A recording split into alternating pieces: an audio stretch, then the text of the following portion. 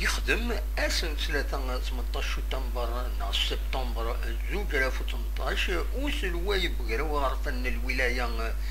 نا لابيوين تزوجو مس يوسف أوشيش أكو ذي معاونينس يخدم يوث تيرزان وستفقد يصنفارن يشودن غير القرايا أعلاين ذي سداويث مولودة معمر تزوجو ذي سيرزا ياكيني يرى الولهاينس ذي المزوير غاريس نفارن اللبنين التخامين تمزدوغين إن المدن سن المدين ذي ثمدان يتبعن تسلاويت المولودة أثمعمر أكو ذي سنفارن القرايا ذوين يتبعنايا أمام ذم كان بوتشين نغل ريستورون يونيفرسيتير ثم كارضيين ذوين النظام إبان داكني يصنفارنا كني اللبني ذي صنفارن مقريت سوطاس معنا يتشدون سلعضيل إثني يتبعن شحال يسقوسنا ياكي ثورة من بعد يعني مضبرن اللابيوين أرزان غير لاسيتين باسطوس يديزكان ذي تمدين تنتيزيوزو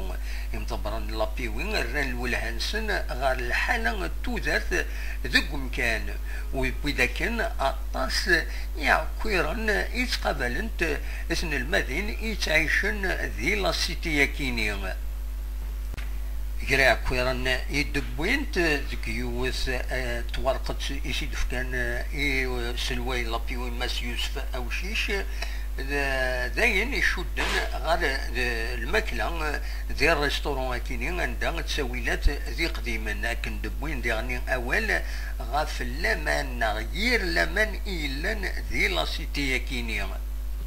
إذا ثمثال تاكيني يشودن غير لمان ذي لاسيتي كيني كل سيتي نظن تسداويت المدة معمر أكو ديغني تساويلات الماكلة ذيني في ديبوين أول زات يغنسن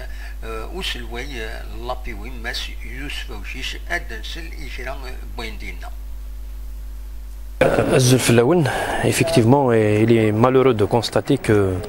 l'université de Tizi Ouzou est dans une situation très délabrée. Donc nous tenons vraiment à le dire et à le dénoncer parce que nos étudiants méritent une meilleure prise en charge et notamment sur le plan social et pédagogique. Donc c'est pour cela que nous avons aujourd'hui décidé d'effectuer une sortie sur le terrain à travers les trois pôles universitaires Tamda, Hasnawa et Bastos pour constater de visu ce qui est en train de se faire dans le cadre de la préparation de la rentrée universitaire donc, qui a eu lieu avant-hier le 16 septembre et puis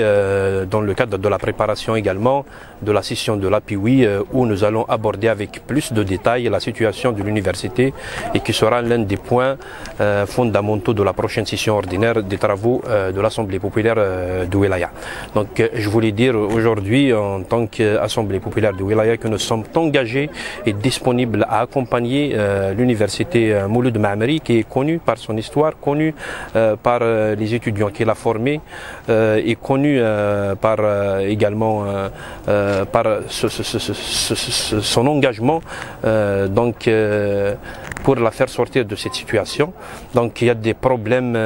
récurrents qui reviennent à chaque fois. Donc le problème de sécurité aujourd'hui, nous l'avons constaté à travers tous les pôles que nous avons visités. C'est un problème qu'il faudrait prendre en charge dans les plus brefs délais possibles et nous interpellons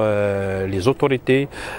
sécuritaires et les autorités du pouvoir exécutif pour prendre en charge dans les meilleurs délais ce problème de sécurité. Il est inconcevable. القسمي محمد سعيد سكتي زوزو